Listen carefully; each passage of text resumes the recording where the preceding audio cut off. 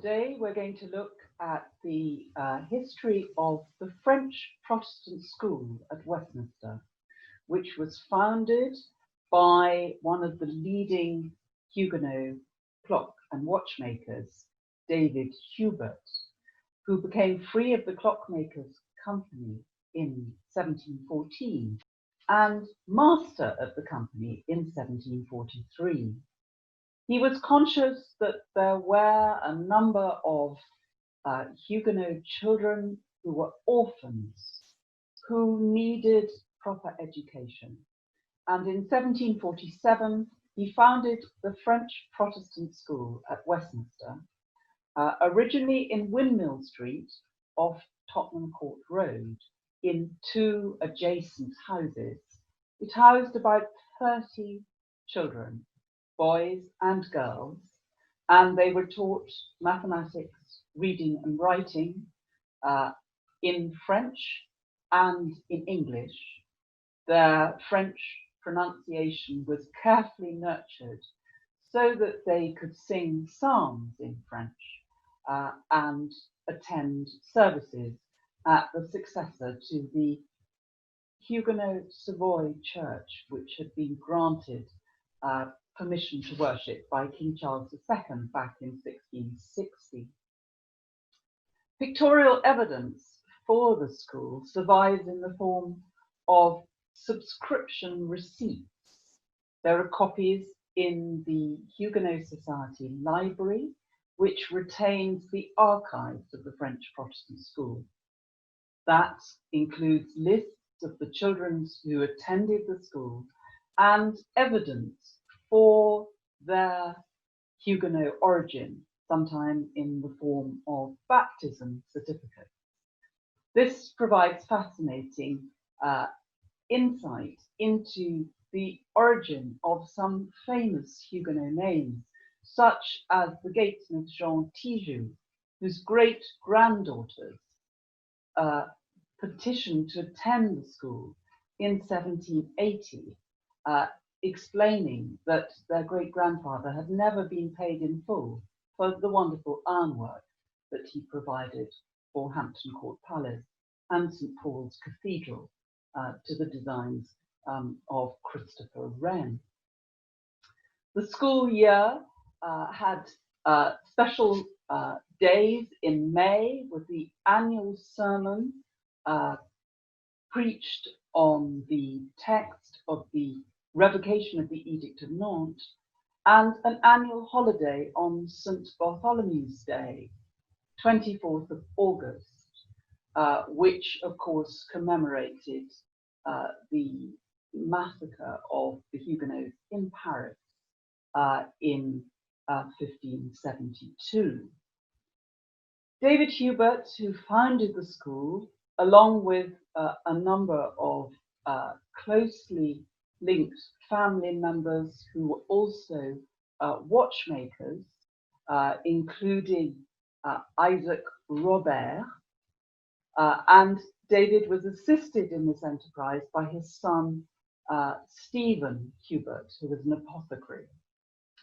The archives also provide evidence on the purpose of the school, which was to fit these charity children for attendance, for apprenticeship, and the girls tended to become domestic servants, and so they were taught to sew and knit, to make their clothes, the school uniform, which is shown in this subscription receipt.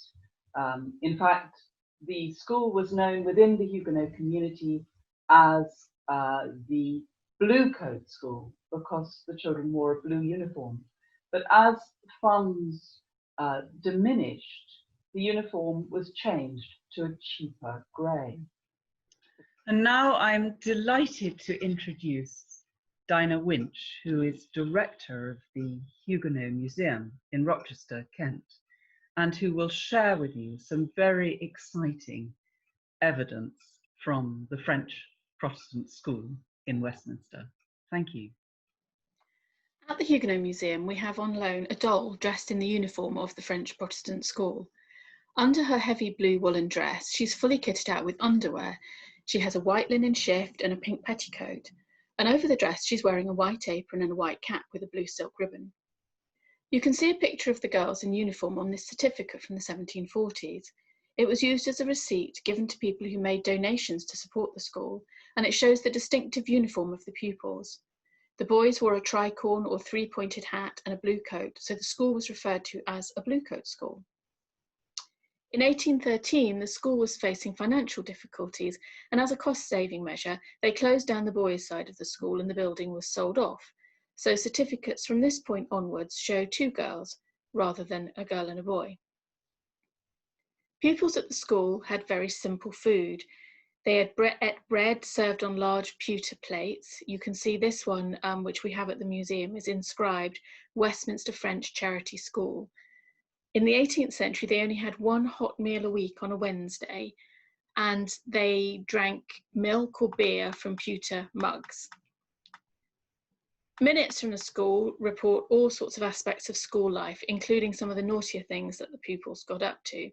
In 1793, children were punished for burying letters that they were supposed to have delivered, and a few years later, some girls were punished for climbing on a nearby roof. Girls from the school would visit the French hospital and sing psalms with the residents. The French hospital had been set up in 1718, a few years earlier than the school, and the collections of the French hospital form the basis of the Huguenot Museum today. The girls were encouraged to engage in housekeeping in the school so that when they became domestic servants, they would be familiar with the skills and routine required. But interestingly, the girls were also apprenticed to certain trades, including the trade of watch chain maker, which was particularly associated with women able to make these chains within their own homes. And the boys were apprenticed to a range of trades, jewellers and clockmakers, but also cobblers and weavers.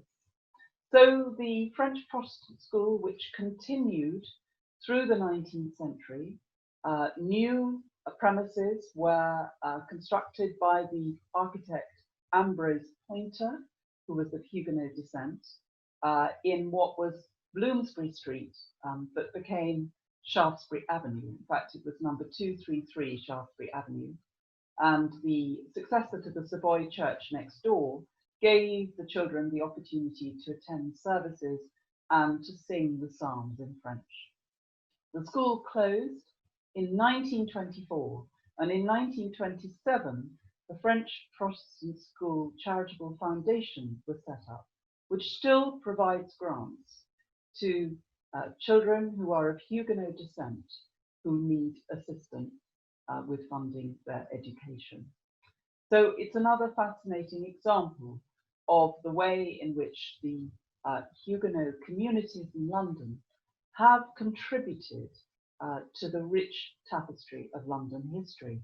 And if you want to know more, there's a blog on the Huguenot Society website, which is open access and will give you an indication of the range of evidence for this institution. In many cases, 3 generations of the same family attended the school, and it would be fascinating to know if there's any more evidence out there for ancestors who were educated at the French Protestant Charity School in Westminster. Thank you.